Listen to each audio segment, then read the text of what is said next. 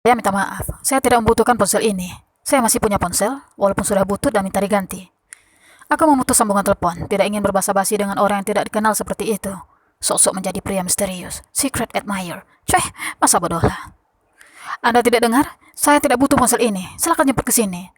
Karin, mengapa kau marah-marah? Ini aku Felix, sahut seseorang yang kukenal di ujung sana. Waduh, nafas dulu cuy, sebentar cuy, sebentar. Ya ampun, tanpa melihat siapa yang menelpon, aku langsung mengangkatnya dan marah-marah tidak jelas. Maaf Felix, aku tidak melihat siapa yang menghubungi tadi. Langsung kuangkat dan ternyata kau. Tidak apa-apa, Kar. Apa aku mengganggu? Tentu tidak, Vel. Aku senang kau menelpon. Apa kau baik-baik saja? Aku baik-baik saja. Bagaimana denganmu? Aku baik. Apa kabar bandmu? Baik juga. Aku ingin mengajakmu jalan nanti sore. Apa kau bisa? Jemput aku, oke? Tentu, Karin. Tunggu aku ya. Oke.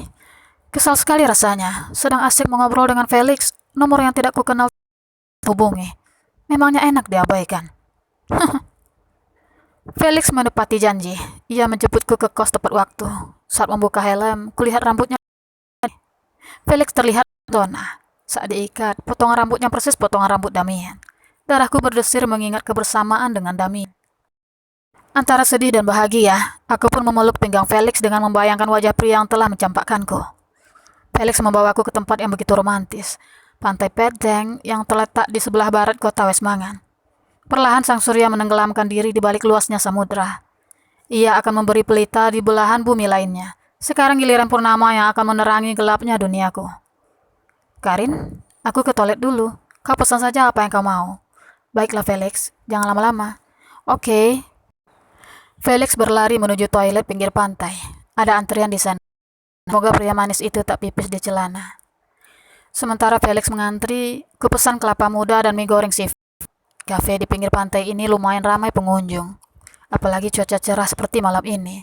Tanpa kusadari seseorang kukenal juga telah duduk di dekat mejaku dan Felix. Karin? Damien? Apa ini benar-benar kau, Damien? Iya, ini aku, Karin. Aku mendekat dan berlutut di kaki pria yang kulihat semakin tampan saja. Mungkin pengaruh kekayaan calon istrinya, hingga cahaya berlian itu melekat di wajahnya. Kembalilah padaku, Dem. Aku mohon. Aku tak sanggup menjalani hidup tanpamu. Bayanganmu selalu menghantui setiap kali aku buka mata. Pintaku seraya menahan tangis. Dia menoleh ke arah meja tempat memesan kelapa muda. Seorang wanita melambaikan tangan ke arahnya. Damien pun membalas lambaian itu dengan senyuman termanis yang ia punya. Tak dihiraukannya ucapanku yang memohon. Diri ini sudah seperti songgok kotoran yang tidak ada harganya. Senyuman itu dahulunya milikku. Mengapa dengan mudah ia serahkan pada wanita lain? Pergilah, Karin. Aku tak mau calon istriku itu salah paham padamu. Biarkan saja, Dem. Aku tak peduli. Kau milikku. Selamanya kau milikku. Ucapku dengan suara serak. Air mata ini tak lagi bisa kutahan. Bukalah matamu, Kar. Kita bukan siapa-siapa lagi. Bukankah waktu di taman sudah kubilang? Aku telah dijodohkan. Apa kau bahagia dijodohkan? Iya, aku bahagia. Dia gadis yang baik dan lembut. Tidak temperamen sepertimu. Aku temperamen. Mengapa ia tega memuji orang lain di hadapanku? Sesakit inikah mencintaimu, Damien? Tanpa kusadari, sepasang tangan memegangi pundakku dan berbisik lembut. Bangkitlah. Karin, jangan permalukan dirimu. Felix, kau sudah kembali dari toilet? Aku berdiri dan menyeka air mata yang terlanjur tumpah ruah di hadapan Damien. Pria yang kupuja-puja selama ini menyunggingkan bibir saat melihat Felix membopong tubuhku menuju meja kami. Ini yang kau bilang tak sanggup hidup tanpa aku. Kau menjadi murahan setelah ku tinggal pergi, Karin. Kau? Felix menghampiri Damien dan nyaris melayangkan tinjunya ke wajah mantan kekasihku itu. Dengan cepat ku tarik tangannya agar sesuatu yang buruk tidak terjadi. Damien, cukup. Kau tidak hanya melukaiku, tetapi kau juga telah merendahkanku. Kau memang rendah, Karin. Hanya seorang pelayan restoran. Sedangkan calon istriku anak dari direktur utama PT Eagle Fly. Ujar Damien seraya berdiri memasukkan tangan ke dalam kantong celana. Kulihat wanita itu memanggilnya. Ia pun berjalan menghampiri wanita yang disebutnya calon istri. Wanita itu tidak terlalu cantik, namun wajahnya glowing. Mungkin ia selalu perawatan ke salon. Sedangkan aku tak terawat. Jadi, dia yang bernama Damien.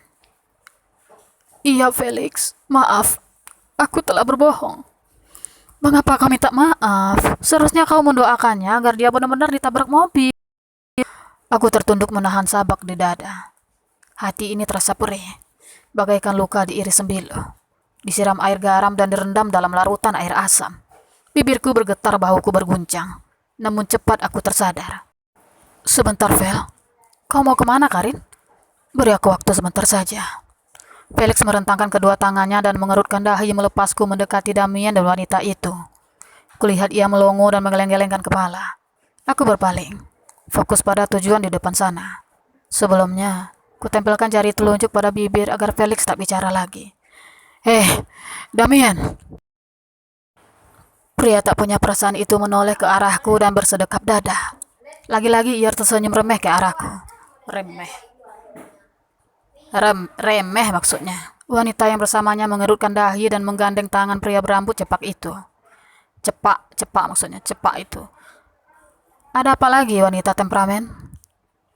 Kau sebut aku temperamen? Iya, kau temperamen. Bung! Wanita itu menganga dan menutup mulutnya dengan telapak tangan saat kepalaku menghantam hidung Damien. Au, dasar gila! Damien mengerang kesakitan. Wanita itu panik melihat hidung Damien mengeluarkan darah. Aku terkekeh dan berlalu menyusul Felix yang tampak syok. Seakan tak percaya ia melihat perlakuanku pada pria tak berperasaan itu. Kau keren, Karin. Kepalaku sakit, Felix. Kau bilang aku keren. Tapi itu kenyataannya. Merasa tidak enak lagi berada di tempat itu, aku dan Felix memilih untuk pulang. Kelapa muda dan mie goreng seafood kami tinggal begitu saja. Hilang selera makan melihat mereka berdua dan juga malu menjadi pusat perhatian. Dinginnya udara malam di kota Westmangan menusuk hingga ke tulang. Pertemuan yang kuharapkan tak sesuai dengan kenyataan yang terjadi barusan. Awalnya asa masih bergelayut dalam angan. Bertemu kembali dengan Damien, berbagi tawa dan canda. Tak kusangka menjadi hayalan semata. Ia telah berubah. Sekarang ia perlihatkan kuku tajam yang selama ini ia coba sembunyikan. Kau hanya pura-pura baik, Damien. Kau jahat. Kau sangat kejam. Apa kau tidak lapar? Tanya Felix memulai pembicaraan di perjalanan pulang. Sedari tadi ia hanya diam. Entah apa yang ia pikirkan. Tidak, Vel. Aku mau pulang saja. Maaf sudah merepotkanmu.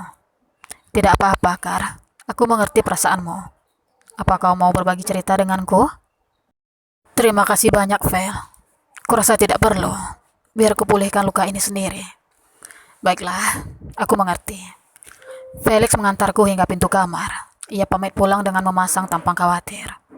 Katanya tak ingin meninggalkanku sendirian dalam keadaan terguncang. Ia khawatir aku akan melakukan sesuatu yang buruk. Tak mungkin Felix kusuruh masuk ke dalam. Jika dua insan sedang berada dalam ruangan tertutup, maka yang ketiga dari mereka adalah setan. Aku ini sedang lemah. Tak akan tahan godaan. Lebih baik mencegah daripada ketagihan. Jaga dirimu, Kar. Terima kasih, Vel. Break my heart, say you love me again. Suara merdu Toni Braxton menjadi pengiring panggilan masuk dari nomor yang tidak kukenal. Siapa lagi ini? Aku sedang malas bicara dengan siapapun. Tuhan, mengapa takdirku seperti ini? Mencintai tanpa dicintai. Halo? Karin? Apakah berbeda dari tak bersayapku? Anda lagi? Saya sedang malas bicara. Hohoho, ternyata Nona masih mengingat suara saya. Sama halnya saya yang selalu teringat akan senyuman Nona. Jangan banyak bicara, bye. Tunggu Nona, jangan matikan dulu teleponnya. Saya ingin bicara dari hati ke hati. Saya sedang malas bicara. Apa Anda tak mendengarnya, Tuan? Saya tidak mengenal Anda. Jangan main-main dengan saya. Kalau tidak, saya akan apa, Nona? Akan menghampiri saya? Silakan, Nona. Dengan senang hati, saya akan menyambut kedatangan Nona. Apa saya boleh menanyakan sesuatu, Tuan? Silakan, Nona. Meminta sesuatu juga boleh. Dari mana Tuan mendapat nomor ponsel saya? Dari mata turun ke hati, Nona. Saya bercanda. Saya meminta nomor ponsel Nona pada manajer restoran Westwarek. Edmond memberikan nomor ponselku pada sembarang orang. Siapa orang ini bagi Edmond? Siapa Alexi? Nona, Anda masih di sana? Ya, saya masih di sini, Tuan. Apa hubungan Anda dengan Edmond? Nona tanyakan saja langsung pada Edmond. Tut, tut, tut. Tanpa basa-basi lagi, kuputus sambungan telepon. Kuusap layar ponsel membuka aplikasi berwarna hijau. Darahku berdesir. Tulangku terasa melemah saat nama Damien sudah tak terlihat foto profilnya. Ia memblokirku. Aku terduduk di lantai dan menangis sejadinya. Damien benar-benar telah pergi. Tak akan bisa lagi kupandangi fotonya saat rindu. Kuseka air mata dan cairan yang tak henti-hentinya meleleh dari hidung. Sekali klik, nomor ponsel Damien telah terhapus. Meski otak ini telah menghafal nomornya di luar kepala, aku harus move on darinya. Oh ya, tadi aku ingin melepon Edmond. Mana nomor Edmond? Edmond. Halo Edmond, apa kabarmu? Setelah berhenti dari restoran, aku tak lagi memanggilnya Bapak. Dia bukan atasanku lagi. Umur kami tak jauh beda. Jadi, kusebut saja namanya.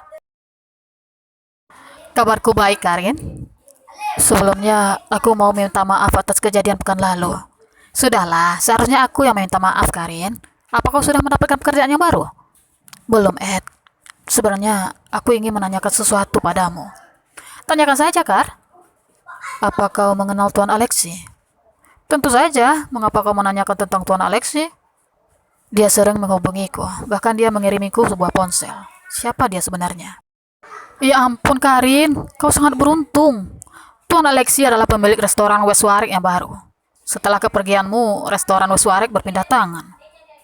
Iya Tuhan, mengapa kau tak bilang dulu padaku saat memberikan nomor ponselku padanya? Aku tak tahu apa-apa. Aku juga telah mengasarinya. Edmund, aku tak tahu bagaimana caranya meminta maaf. Maafkan aku, Kar. Aku takut menolak permintaan Tuan Alexi. Tidak apa-apa, Edmond. Aku hanya sedang berpikir bagaimana cara meminta maaf. Besok akan kusampaikan permintaan maafmu. Terima kasih, Edmond. Sama-sama, Karin. Tuan Alexi pemilik restoran yang baru. Siapa dia? Seperti apa rupa orangnya? Bersambung. Nantikan part selanjutnya ya. Selamat menikmati. Jangan lupa subscribe untuk mendapatkan part selanjutnya. Terima kasih. Assalamualaikum warahmatullahi wabarakatuh.